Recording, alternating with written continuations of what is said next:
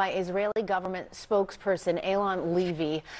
Thank you for making time to come on. A source telling us now that full cabinet, as we know, is meeting to discuss this hostage deal, which Becky Anderson just laid out.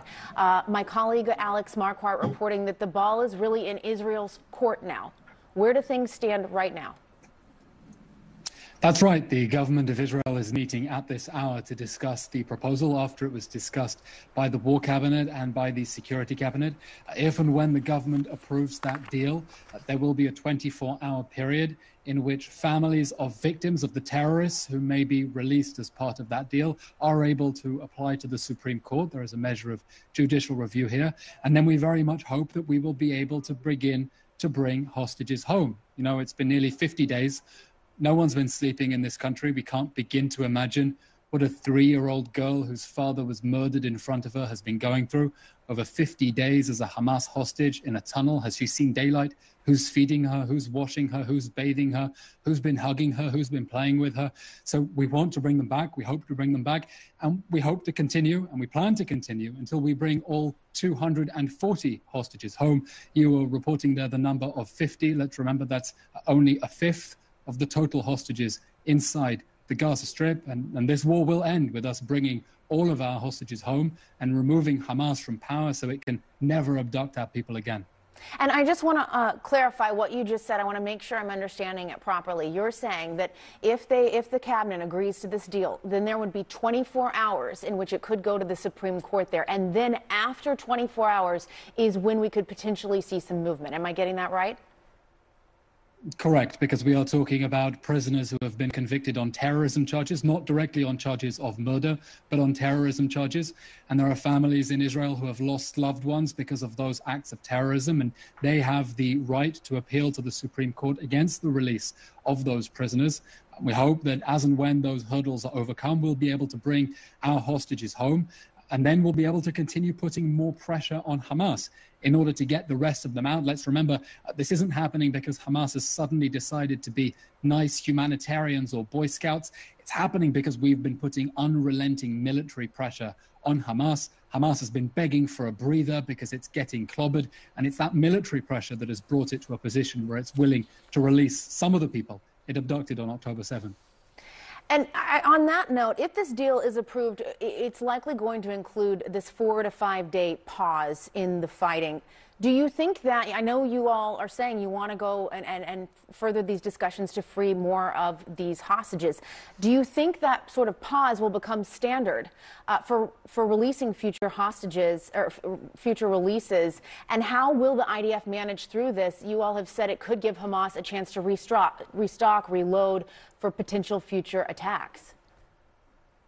I think let's wait until the government passes that decision, if it votes to do so, and then we will be able to make proper announcements when decisions are made and fill you in on the details. At the moment, this is still a proposal that is under discussion. Nothing has been officially announced just yet. And we hope that after we bring hostages home, we'll continue putting pressure on Hamas, because that is the only thing that is going to convince the terror organization that burned, beheaded, tortured, mutilated, and raped so many people on the 7th of October to release hostages, not because they suddenly have pangs of conscience, not because they suddenly realize that it is evil to hold a 10-month-old baby hostage, but because of pressure, because they'll beg for another breather. And we're going to continue putting more pressure on Hamas until it releases everyone. I want to talk about these hostage families. My colleague Matthew Chance just interviewing a mother there who's waiting for word. Her 13-year-old daughter has been taken hostage. Her 16-year-old son was killed. A lot of these families have told us and said publicly that they have not gotten any, very little, if any, exchange with the government. They have not been kept abreast of many developments. And some of them are angry at that lack of communication from the government. I know that a group of them met with the Prime Minister yesterday, but it was the first time for a lot of them that they were meeting with him. Why hasn't there been more communication with these families that are so desperate for information? First of all, they're absolutely right to be angry. They're absolutely right to be furious with the failure on October 7th that allowed their loved ones to be abducted. This was a crisis that overwhelmed the state of Israel. Israel didn't have institutions in place, contingencies for what to do if Hamas murders 1,200 people in a day, what to do if Hamas abducts over 240 people into the Gaza Strip. Those systems were not in place, and that's a system that Israel has been trying to put together on the move as we literally pick up the pieces and the body parts from the October 7th massacre.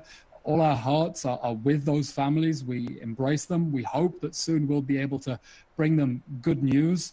And we know that it's going to be the start of a very long process for those people who come out of the Gaza Strip, who are going to be severely traumatized. We're hoping that they are healthy and safe, but of course, we know nothing about their condition because Hamas has refused to give them access to the Red Cross. And once we bring them back home, it's going to be the beginning of a very long rehabilitation process. And we hope and we expect the state is going to be there to support them in the very difficult road ahead.